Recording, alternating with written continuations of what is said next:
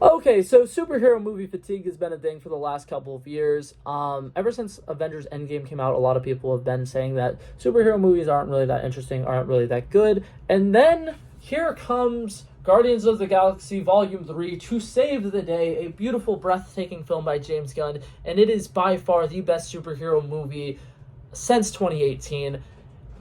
But then comes Spider-Man Across the Spider-Verse. And man, oh man, was it fucking perfect. Modern Movie Review. Okay, so the movie I am talking about is Spider-Man Across the Spider-Verse. If you guys have not seen it, stop watching this video right now because I'm going to spoil literally everything that happens in it. It is a beautiful movie. This video is probably going to be about 20 minutes long. I loved this movie so much. There were so much things stylistically that was beautiful about it. The story behind the scenes as well is really cool. There was over 1,000 animators in this movie, and it is really interesting. Every single world that we go to has its own unique feel, its own unique vibe, and they have so many like small little details that are really important, and there's plot twists in here that are kind of mind-blowing, and I absolutely loved it. And I thought this movie really outdid the first movie, which shocked me to my core because the first movie, in my opinion, is the best Spider-Man movie that's ever came out. This one, I think, is a really close second, but it lived up to the hype of the first movie, which I was not expecting at all. This year, earlier in the year, when I was thinking about my most anticipated movies of the year, I had Guardians of the Galaxy Volume 3 as number one because I really love James Gunn. I like his style. I like the way that, even though it's an MCU movie, he can put his own voice on it, and it feels like a James Gunn movie and not an MCU movie. So that was my number one most anticipated, and this was my number two. After watching it, though, I do genuinely think that this movie outdid Guardians of the Galaxy Volume 3, and that is amazing. We are in a perfect year for comic book movies. I swear to God, if The Flash lives up to all the hype that it's been given for forever, the last month and a half has been absolutely crazy for superhero movies, and this is no exception. This was phenomenal. It was everything you would want in a Spider-Man Across the Spider-Verse movie, and I gotta say, they did a phenomenal job. So something that I do want to go ahead and get right into and say, so once again, spoiler alert, if you haven't seen anything, I've tried to keep it like a little limited, but now I will get into deeper spoilers. So you've been warned. So something that I really like about this movie is in the movie Doctor Strange in the Multiverse of Madness, right? With the total title, Multiverse of Madness, you're expecting them to go into a couple different multiverses, spend a lot of time there, kind of like get the different feels of different universes. And I feel like in this movie, they really went for it, and they did that. That's something that I've been really enjoying about this franchise. You can tell with the first movie that they are willing to go there. They went Spider-Noir in a black and white world. He comes to this world in black and white. He steals a Rubik's Cube because it's so interesting to him, which I absolutely love. And they introduce a lot of different cool story beats and story elements, and a lot of different... Here's Peter Parker later in life. We've never seen Peter Parker later in his life, which is really kind of a shame because we've had 3 different live-action actors for Spider-Man, but we've never had a Logan-style movie for Peter Parker. And I thought that it was really nice seeing that, with Peter B. Parker. We're seeing him later in life now that he's been Spider-Man for 12 years, which is insane. And it's really cool. It was nice seeing him in this movie. He did great. I'm going to say this, and I know that I might get hate for this. I think that Nick Miller's take on Peter Parker and everything with Peter B. Parker is like the most comic accurate version of Peter Parker. And a lot of people who will disagree with it need to realize this is after he's been through everything that the teenage years, the college trilogy, the adult life when he first gets there. This genuinely seems like where the comic book Peter Parker would be once he's finally an adult. And I feel like that's something that's really sucks about the Spider-Man character in the comics.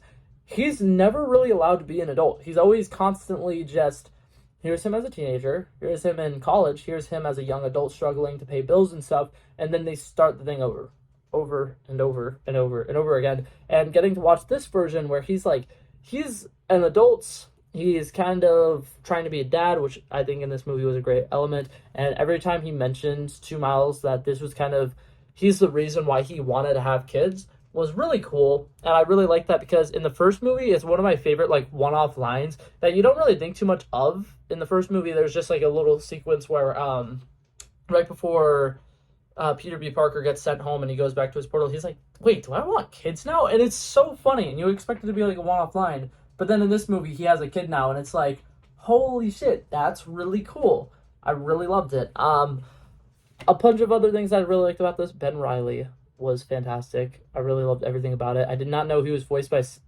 what's it called, Andy Samberg, but that was a perfect casting. That was hilarious. His like little existential dread is great. I really loved Gwen's world. The fact that it was watercolor and it didn't have all the like hard lines or whatever, and you could really like see the colors blending with the emotions and the feeling of the world was really, really cool. Very symbolic, very beautiful. The opening sequence I thought was fantastic because right off the bat they're showing us a lot of like flashes of what's going to be happening throughout the movie, and I love when movies do that because at first when you're watching it you're like, oh, that's really interesting that this like shot just came up, and then on the second rewatch when you already know what's going to happen, it really stylistically kind of plays the entire movie in little flashes with the music, and it's really, really cool. I loved it. I think the evolution of all of the characters from the first movie to this movie was great. Making this Gwen story was fantastic. And one of my favorite things about this is a lot of people, when they watched the movie, got really upset because there's a cliffhanger ending. Spoiler alert if you didn't know that. There's a cliffhanger ending. And what I liked about it, though, is there was a cliffhanger ending, but the movie had a good conclusion. It had an ending because it starts with Gwen talking about how she doesn't fit in. She's always by herself. She's always been an outcast ever since her Peter Parker died, and that was her best friend. And she's kind of been on the run since. She's been a really like loner person. She can't open up to her father. She's really not close with anybody except for when she was with Miles. That was like her first friend in a really long time. And it goes about how she can't be in a band because she doesn't fit in, right? And that's like a huge thing. And then by the end of the movie, she creates her own band, and she has friends, and she has people who she trusts, some people who has her back. And I think that it's a really beautiful arc for her character. And I really like this because if you are rewatching this a couple years from now, after the Beyond the Spider-Verse came out, and you're watching the full trilogy, the first movie is Miles' movie. This movie is very much Gwen's movie. And I really like that decision. I think that it was great. And especially if you're going to have a movie that ends in a cliffhanger, it's good to have an ending for a character who is kind of the main character of this movie. A lot of people still say it's Miles because it kind of is. But at the same time, this is, if you look at this as Gwen Stacy's movie, it has an ending. She creates a band. She's finally in a good spot in life. She feels happy. She feels like she's somewhere she belongs. And that's such a powerful meaning that this movie has, is like being somewhere where you belong. Don't stick with people who don't believe in you. Don't stick with people who are bad for you. Always try to kind of be with people who love you as you are, will stick their necks out for you. Don't listen to people who are bad for you. And that's literally I said Peter Parker. That's awkward. Miles' mother literally has this whole speech, and if you watch the very first trailer, it's entirely in there, talking about how if he's going to go out into the world, he needs to make sure nobody tells him that he doesn't belong. And that's such a huge, meaningful moment, and I really love it. And I like it because in this movie, she's mostly just giving that motherly advice because he's a young adult. He's currently in that age where he needs to figure out what he wants to do with his life. And he wants to do a job that neither of his parents really understand, but they're so supportive. And I love it so much. And I swear to God, if either of his parents die in the next movie, I'm not going to be okay. Because they're such great parents. And the fact that he hasn't been able to tell them that he's Spider-Man yet makes me a little sad. But it's really cool. I really like it. God, it was such a good movie. So that's just me talking about the two main characters. I want to talk about some of the side characters real quick. Hobie, Spider-Punk, so good. He's so funny. The irony in a lot of his lines is great. I love the amount of times where he's like agreeing with what's going on, but then he's also like, I want to be honest. I'm agreeing with this because it makes sense, not because you told me so. And he's like, he goes against the tide so many times. And one of my favorite things is in the entirety of the spider little situation that they got going on, all of the spider group people, I don't remember if they gave it a name. I think it's like Spider Society or something like that. He is the only one that wants to give Miles a genuine chance. Like, he's the only one who's like, Miguel O'Hara is kind of a dick. Don't listen to him. Like, and what I really like about it is you can kind of get this sense when you first meet him that he's not really with the Spider Society. He's just like, it's kind of like when you have that character where it's like he is too much of a threat to leave him by yourself, so you'd rather have him on your side, but he's not really with you either. He's like the ultimate kind of anti-hero. He's just a giant wild card, and I really like it. And something that I like about his character is you can kind of tell from the moment you first see him that he's his own guy. He does not follow by the rules. He doesn't want to be some like golden boy who just listens to instructions and does whatever Miguel O'Hara is telling them all to do. And as it progresses, he just gets better and better and better and better. And I like it because when they first introduce him, it kind of seems like he's going to be like a threat to Miles, and it kind of seems like he's going to be this like competition because there's these lines with like, oh, Gwen is wearing his shoes right now, and oh, Gwen spends the night with him all the time and stuff like that. But you can tell Hobie just kind of wants to be supportive of Gwen, and I think it makes sense a lot because Gwen questions the system a lot. You can tell that she's not really like fully trusting Miguel, and she's not fully trusting Jessica Drew. She really likes Jessica Drew, but like at the same time, she's kind of like speculative of everything that's going on. She doesn't really want to be following their instructions. Like you can see multiple times, like in Mumbattan, when Captain Singh is going to die or whatever, that she kind of like sees that, oh, here's this thing that I'm really supposed to do, but you can tell she's very reluctant on trying to do it. Like she doesn't want to be there. She's just there because in her mind, if she goes back to her home world and she has to deal with her father, she's going to get arrested. It's not going to go well. She has nothing there for her anymore in her home world is what she's thinking. And so she's kind of like, I'd rather be stuck here than stuck there. And it's kind of like a very interesting thing because her character's kind of like locked in a cage. She doesn't feel like she belongs anywhere. She's still such an outcast. And Hobie is 100% the same way. He's an outcast. He knows that he doesn't want to be a part of the system. He says, fuck the system, basically. And it's great. He is so cool. And something that I really like about him is he's giving Miles advice a lot of the time. And when everybody else is against Miles and they're literally like trapping him in this box saying, hey, you can't go and save your father. We're going to lock you in this box until he's dead, and then you can be set free and go back to your home world, whatever. And Hobie's like, break out. And it's so cool. And it's such like an older brother giving advice type vibes to it, and I really love it. But yeah, overall, I think that character is great. The Indian Spider-Man, Provocateur, whatever. I definitely cannot pronounce his name, and I definitely just butchered it, but I'm definitely getting a pop figure of him. I loved him. He was such a standout character. He was so funny, so cool. The way that he has, like, the little yo-yo webbing instead of, like, the typical thwip was great. I loved it. I thought it was fantastic. He was very funny, very interesting, and his little bromance with Hobie, we only see it for, like, a really short amount of time, but it was also very great. And then something that I like is they set up, he has a girlfriend, but the girlfriend doesn't know that he is Spider-Man yet, which I think is very cool. That's one of my favorite things in Spider-Man comics is when Spider-Man is dating someone and they don't know that he's Spider-Man. And I feel like in a lot of movies, they rush to get the whole, like, hey, I'm Spider-Man, by the way, intro out. And what's it called?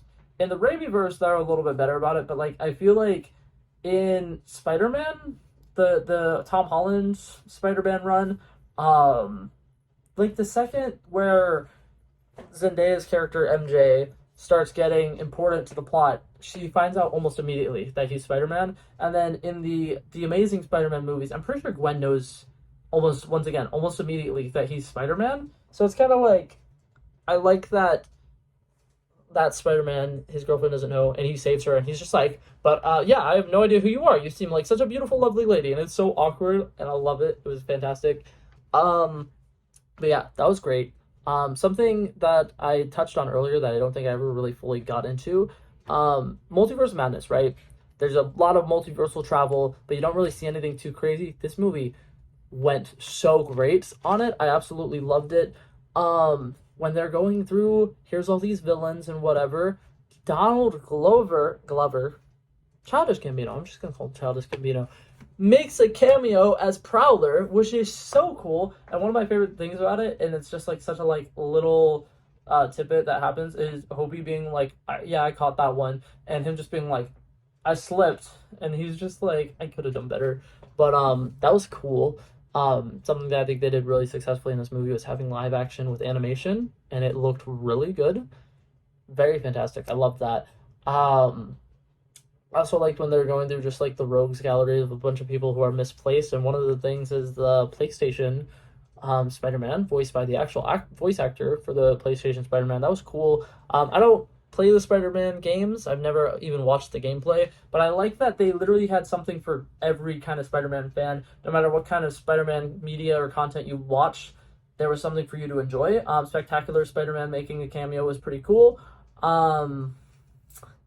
Yeah, there was a lot to love about this movie. And now I'm going to talk more about the ending, because I could go on and talk about all the different action sequences. The fact that the Lego sequence was literally animated by a 14-year-old kid is insane to me. But there's been a lot of stories on that, so you guys probably already know that. And if you didn't, there's like a 1.5-minute sequence where it's like the Lego Spider-Man world, and it was completely animated by a 14-year-old kid. That's insane. This movie is probably going to end up being the highest grossing animated movie of all time, which, by the way, the Super Mario Bros. Movie just passed. I think it was Frozen 2 that had it before.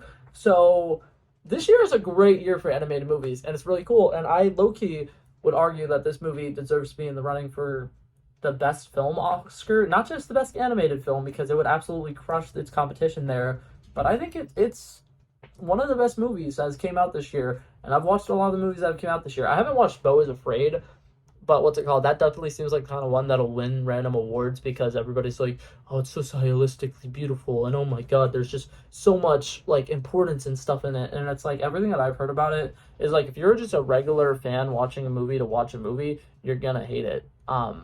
That was a random tidbit. I'll watch that movie eventually. But yeah, this movie was great. The ending was shocking. It was really cool. I think that having Spider-Man, Miles, have a plan was actually genius, because the entire time when he's like saying, I have a plan, I know what I'm doing, and everybody's like, no, you don't. And him actually being like a genius in the fact that he was purposely luring everybody away from the building was smart. And then he goes and uses all the skills that he learns in the first movie. He does the little shock thingy on Miguel O'Hara. He turns invisible. He goes all the way back to the lab so he can send himself home. And this is where the crazy shit starts happening. So, I caught this on first viewing. A lot of people I know did not catch this on first viewing, and I'm really confused, because I've watched a lot of like Marvel fans like do a lot of discussions about this movie, and a lot of them did not see this. But if you watch the movie, there's a big twist at the end, and it literally kind of tells you the twist if you're just watching the screen. So there's a machine called the Send Home machine or something like that. They give it some basic name, I don't remember. But basically it'll scan your DNA and it'll send you back to your home universe, whatever, right? So Miles' plan was to lure everybody away from the building so he can go and send himself home. And so he lures them all away. He goes back to the tower. He sets up the machine, boots it up, and he goes, scans his DNA, and it literally says DNA, Earth 42 on it. And for those of you who don't know, Miles Morales' Earth is Earth, I think it's 1610, I'm pretty sure. So when it says Earth 42, it's kind of like, that's not the Earth he's supposed to be on. But that being said, it's pretty cool. It's very interesting. And once again, that comes up for like a short, like 2-second thing, so you could very well miss it. Apparently a lot of people did. But yeah, so he gets sent to that Earth, and then shortly after, Gwen basically gets banished back to her Earth. She sees her dad, has this cool confrontational moment, and then it's shown that Hobie, Spider-Punk, gave her a little multiversal traveling watch that he built himself, and that was really cute. I love that. And then, she goes to Miles' Earth to try to protect him, save him, make sure he's okay, and she goes to his bedroom, and they do one of the greatest fake outs I think I've ever seen in cinema, where Miles is now inside his room. He's quickly throwing on clothes because his mother's at the door, knocking and making sure he's okay. And there's this very emotional scene with his mother where they're talking for a little bit, and he reveals to her that she is Spider-Man, and she's like, who is Spider-Man? And she's really confused. And this scene plays out for a little bit, and then Gwen, who is outside of Miles' bedroom, goes in. Miles isn't there. Miles' mother isn't there. And they both have that spider sense moment where they realize, oh shit, they're in the wrong universe, which was so cool. It played out so well. It was very epic, and I loved everything about it because at first when you're watching it and you aren't paying too much attention, it seems like Peter is that Miles. It seems like Miles is very much in his regular universe. And when she's like, "Who is Spider-Man?" It kind of like seems like one of those moments where it's just like, "Oh, it's just a mom who doesn't keep up with pop culture and she has no idea who it is." And then as the scene progresses a little bit, he starts explaining who Spider-Man is. He mentions that, he works with Dad a couple times, and what's it called? I got distracted a little bit. He works with Dad a couple times, and then she's very dismissive of that comment that he works with Dad a little bit. And then he goes out to the living room. Uncle Aaron, who is dead in Miles' universe, walks in, and things just kind of keep going downhill and downhill. Miles goes out with Uncle Aaron, sees that the memorial in his world, where it's a memorial for Uncle Aaron, is a memorial for his father, who has now passed away. And now he gets taken into this little lair, and he's freaking out because he thinks that he's with the Prowler, but his uncle's kind of like, I'm not the Prowler. Someone else is. And then it gets revealed the Prowler of that universe is Miles Morales, which is so dope and so cool. And then it says to be continued. But a lot of people were pissed at that ending. I thought it was great. And what's it called? Meanwhile, while this huge twist is happening,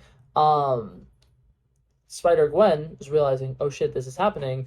And she kind of teams up with Hobie, makes more of the multiversal travel things, and goes and assembles a team, which has all of the Spider-Men from the first movie. So Spider-Noir is back, Spider-Ham is back, Penny Parker's back, and then it also has the Indian Spider-Man, obviously, what's it called?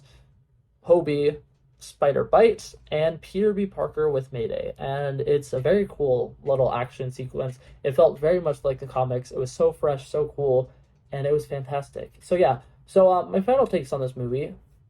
The last couple of years, there's been a huge debate about if there is superhero fatigue, right? A lot of people are like, yeah, there definitely is there definitely is superhero fatigue.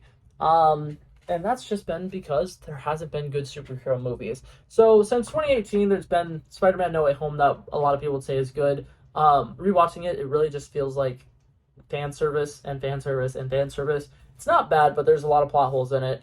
And then Guardians of the Galaxy Volume 3 comes out. It is the best superhero movie since 2018. And then this movie comes out, and Guardians of the Galaxy just looks like another, pretty good movie. But in comparison to that, Spider-Man Across the Spider-Verse was incredible. Spider-Man Into the Spider-Verse was incredible. Spider-Man Beyond the Spider-Verse will be incredible. Overall, that entire trilogy, I think, is going to be the greatest superhero movie of all time. I mean, the greatest superhero trilogy of all time, if they finish it off right. But as it stands, it's not quite there yet. I do think that there are a couple beats that this movie may have missed. The pacing in the first 30 minutes were a little off, but I still think it's the perfect movie. So, in my opinion, Spider-Man Into the Spider-Verse, because I've never made a ranking on that, is a perfect 10 out of 10 movie. And this movie, in my opinion, is a perfect 99 out of 100. It's not quite there. There's just a couple things here and there that could have made it better. But if Beyond the Spider-Verse is a perfect movie, I will bump that up to being a perfect score, and I will make the entire trilogy a perfect score. I think it was phenomenal, but I don't quite think it lived up to the first movie, because the first movie is so freaking good, and this one is also really freaking good, but it just doesn't quite break as many barriers, and there's just a few things here and there that could have made it better. That being said, I've only watched it twice. Once I watch it 6 or 7 times, I will probably think it is the greatest movie that's ever existed, because it was so good that literally I watched it in theaters, and then the next available time that I had to go watch it in theaters again, I went to the theaters immediately. It was so good. 10 out of 10, once again, would definitely recommend going and seeing it in theaters. But yeah, that's it for this video, guys. Hopefully you guys enjoyed it, and I will see you guys in the next one. Peace out. Pow.